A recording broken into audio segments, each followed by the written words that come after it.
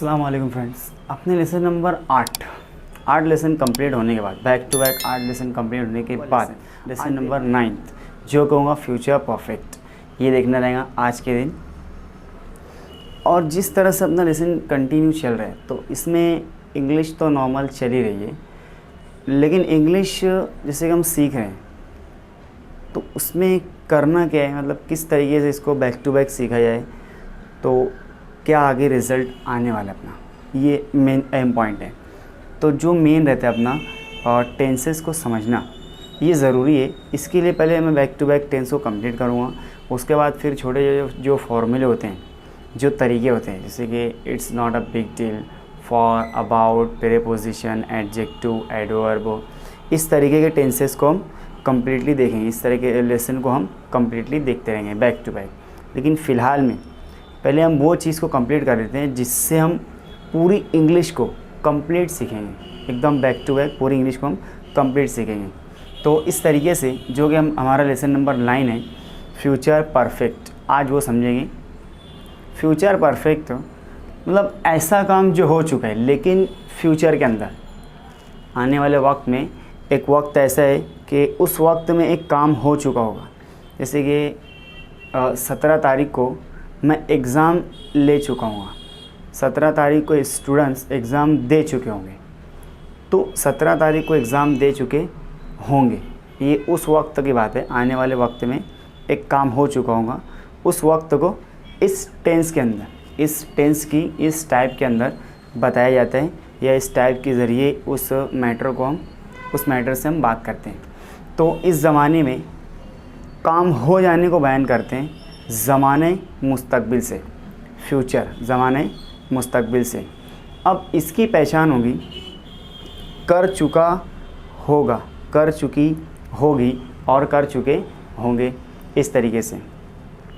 तो हम इसके जो फार्मूला है अब वो समझ लेते हैं। फार्मूला होगा subject plus helping verb plus verb third और प्लस ऑब्जेक्ट, ये होगा उसका फार्मूला।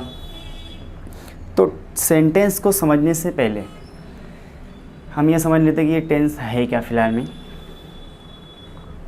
तो इसके से अपना सेंटेंस हो गई अपना regularly I, you, he, she, we, they, ये अपना वही सब्जेक्ट है। अब इसके अंदर जो हेल्पिंग वर्ब है, हेल्पिंग वर्ब, ये कौन सा हेल्पिंग वर्ब होगा? फ्यूचर सिंपल टेंस है तो इसके अंदर होता है विल हैव। दो हेल्पिंग वर्ब एक साथ होंगे, I will have, you will have, he will has, इस तरह से चेंजिंग होगी। सिंगल ही और शी के साथ हैज़ का इस्तेमाल होगा। उसके बाद she will has, we will have, they will have, इस तरीके से हेल्पिंग वर्ब लगेगा। फ्यूचर परफेक्ट में इस तरीके से हर सब्जेक्ट के साथ हेल्पिंग वर्ब लगेंगे। अगर ही और शी है, सब्जेक्ट ही और शी है, तो उसके साथ हैज़ का इस्तेमाल होगा, वरना जो 4 सब्जेक्ट अपने ही और शी के अलावा I, you, he, she, I, you और वी, दे, इसके साथ अपना विल हैव का ही इस्तेमाल होगा। अब वर्ब थर्ड होगा, जैसे कि वर्ब थर्ड, कोई भी एक वर्ब उसका थर्ड कॉलम रहेगा। जैसे कि आई विल गिव, इस तरह से। लेकिन अब इसमें थर्ड लेना है तो I will have given, give का third given, I will have given exam, मैं एग्ज़ाम दे चुका हूँगा। यू विल हैव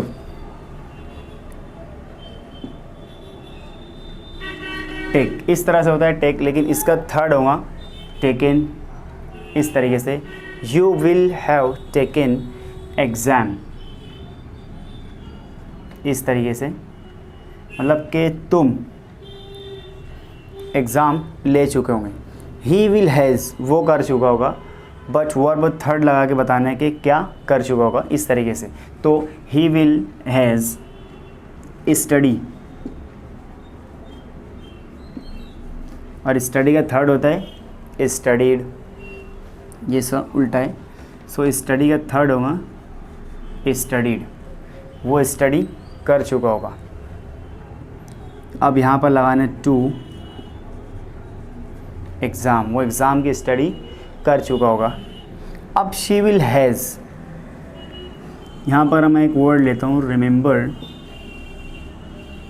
इस तरह से रिमेंबर का third remembered, she will has remembered. So इस सेंटेंस को हम इतना ही रखते हैं कि शी विल हैज़ रिमेंबर्ड वो। अब एक वर्ड मैं यहाँ पर लेता हूँ लिसन, इस तरीके से she will has remember listen, वो सबक याद कर चुकी होगी। वी विल हैव करना, और थिंक का थाउट, इस तरीके से। अब दे विल हैव टॉक, इस तरीके से। अब टॉक का थर्ड होता है टॉक्ड। अब इसको अगर ज़्यादा मिलाते हुए अगर मैं इसको रोक कर लिखूँ इस तरीके से टॉक्ड, तो वो लोग बात कर चुके होंगे। अब एक वर्ड मैं यहाँ पे लेता हूँ ईच अदर, वो लोग आपस में बात कर चुके होंगे। तो अपना ये लेसन नंबर 9 का फ्यूचर परफेक्ट का ये single sentence, normally single sentences affirmative. अब देखना है निगेटिव और इंट्रोगेटिव सेंटेंस किस तरीके से बनेंगे। अब इसमें एक चीज़ को ध्यान में रखना है कि we will have helping verb, दो हेल्पिंग वर्ब का इस्तेमाल हुआ है। तो इंट्रोगेटिव और निगेटिव सेंटेंस को कैसे बनाने उस तरीके से ध्यान देना है। जैसे कि दो हेल्पिंग वर्ब है, मैं सब्जेक्ट एक लेता हूँ यू और will have.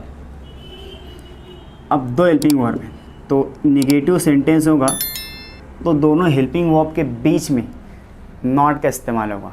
You will not have, तो इसको मैं थोड़ा सा फासले से लिख देता हूँ। यू विल नॉट हैव, तुम नहीं कर चुके होंगे। सो यहाँ पर मैं लिखता हूँ एक रीच, इस तरीके से। You will not have reached, तुम नहीं पहुँच चुके होंगे। एक वर्ड मैं लेता हूँ यहाँ पर देयर, तुम वहाँ नहीं पहुँच चुके होंगे। उसके बाद है एक सब्जेक्ट लेता हूँ मैं शी विल नॉट। अब शी है तो हैव की जगह हैज़ का इस्तेमाल होगा। शी विल नॉट हैज़, इस तरीके से। तो वो नहीं कर चुकी हुई। सो मैं एक वर्ड लेता हूँ क्लीन, इस तरह से। अब क्लीन का थर्ड होता है cleaned. She will not has cleaned home, वो घर साफ नहीं कर चुके होंगे। तो ये हुआ नेगेटिव सेंटेंस। अब देखना है इंट्रोगेटिव सेंटेंस। तो इंट्रोगेटिव में भी रूल्स कुछ चेंजिंग होते हैं। जैसे कि अगर इंट्रोगेटिव है तो पहले विल का इस्तेमाल होगा और उसके बाद हैव से या हैज़ से पहले सब्जेक्ट का इस्तेमाल किया जाएगा। विल यू, इस तरह से। Will you have, will you have. Speak का third spoken,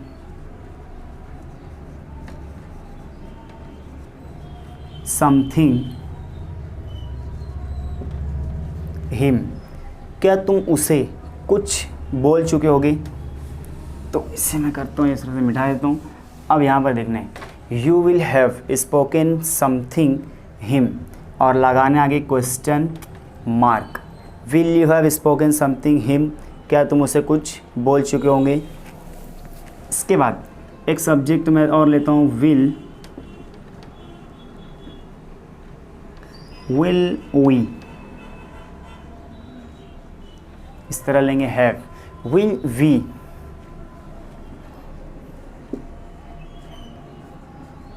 talked, will we have talked him, question mark. क्या हम उससे बात कर चुके होंगे।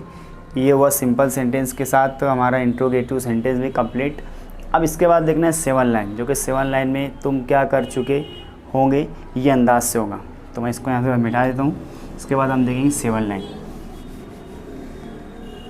अब टेंस तो हम बैक टू बैक सीख ही रहे हैं, लेकिन इंग्लिश को हम सिर्फ सीख रहे हैं भी, लेकिन सीखने का तरीका क्या होता है, मतलब कि क्या ये तरीका क्लियर है एकदम बेस्ट है, बेटर है, मगर सेंटेंस इंग्लिश को बोलने के लिए इसको माइंड में आना बहुत ज़रूरी है। जैसे कि मैं जो भी बोल रहा हूँ, अब ये सेंटेंस तो हम समझ लिए, ये टेंस भी समझ लिए, फार्मूला भी समझ में आ गया, लेकिन एग्जैक्ट कब, कहाँ और कैसे बोलना है, इस चीज़ को समझ में आना, इसका समझ में आना बहुत ज़रूरी है। तो इस तरीके से जिस सेंटेंस यहाँ बने हुए हम तो इसको सीख लिए, तो ख़ुद भी बैठ करके आप नोटबुक के अंदर इसकी प्रैक्टिस करें। कम से कम 20, 30 या 40, 50 जितना हो सके, कम से कम आधा या 1 घंटा कंटिन्यू सेंटेंस बनाने की प्रैक्टिस करते रहेंगे। अगर आप 100 सेंटेंस बनाएंगे तो उसमें 100 सब्जेक्ट आएंगे, 100 बार यही हेल्पिंग वर्ब आएगा, 100 वर्ब आएंगे, 100 ऑब्जेक्ट्स आएंगे। तो इतने सारे वर्ड्स अगर बैक टू बैक एक के बाद एक माइंड में आते रहेंगे और उसको लिखेंगे हम, तो वो चीज़ें समझ में बहुत जल्द आएंगी। और फिर जब बोलना होगा कि ये वर्ड इस्तेमाल कहाँ पर होगा, कब बोलना है, ये टेंस कहाँ पे कैसे बोलना है, तो एग्जैक्टली समझ में वहीं पर आ जाएगा। जैसे ही वो वक्त आएगा ना, वो जगह, वो मोमेंट आएगा ना जब, तो उस वक्त हम वो इंग्लिश डायरेक्ट ज़बान से निकल जाएंगे। जैसे किसी चीज़ की हमें आदत होती है ना कि बस अब बाइक से चलना है, तो बाइक में कब गियर लगाने और कब रेस देने, चलते रहते हैं, माइंड अपना कहीं और रहते, लेकिन बाइक हम बराबर चला लेते हैं। तो इसी तरीके से अगर हम इसको कंटिन्यू लिखते रहेंगे तो इसकी आदत अच्छी खासी हमें हो जाएगी। तो जब बोलना रहेगा, जहाँ जैसे बोलना रहेगा, वो ऑटोमेटिकली ज़बान से निकल जाएगा। तो आई होप कि आप इसकी अच्छी से अच्छी तैयारी करें, अच्छी सी मशक करें, ताकि हम बोलने में जो तरीके होते हैं वो आसानी से आप बोल सकें। अगर आप इससे पहले के लेसन आप नहीं देखे होंगे तो हमारे lesson number 1, 2, 3, 4, 5, 6, 7, 8, lesson number 1, lesson number tense, lesson number 1 जो होता है उसमें अपना टेंस नंबर 1 है। तो एक के बाद एक पूरे 9 टेंस यहाँ तक कंप्लीट हो जाएंगे। तो आप 9 टेंस की अच्छी सी मशक कर लें, और इसके बाद इंशाल्लाह हम टेंस को मिला के जो दीगर सब्जेक्ट होते हैं वो भी हम इंशाल्लाह देखेंगे। तो इसके बाद हम देखते हैं अपनी 7 लाइन। इस टेंस के अंदर जो 7 लाइन,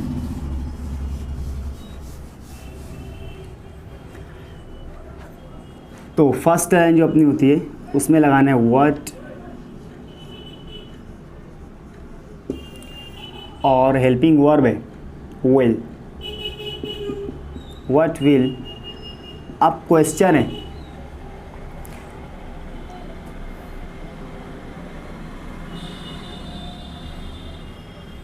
व्हाट विल यू। अब क्वेश्चन है तो बीच में सब्जेक्ट और उसके बाद हैव और डू का थर्ड डन, तुम क्या कर चुके होगे। सो आई विल, इस तरह से आई विल। अब आंसर है तो विल हैव एक साथ लगेगा, आई विल हैव। अब मेक का third, I am sorry but is made, इस तरीके से आई विल हैव मेड सेंटेंस, इस तरह सेंटेंस, मैं जुमला बना चुका हूँगा। उसके बाद will you have, will you have read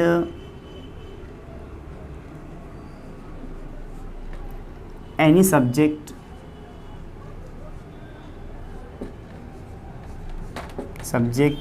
question mark, क्या तुम कोई भी सब्जेक्ट पढ़ चुके होगे। सो बोल रहे हैं no, I will not have read any subject, इस तरीके से एनी सब्जेक्ट, और नीचे लिखना आई विल इस तरह से आई विल हैव, और ऊपर लिखना है मेड, इस तरह से मेड सेंटेंस।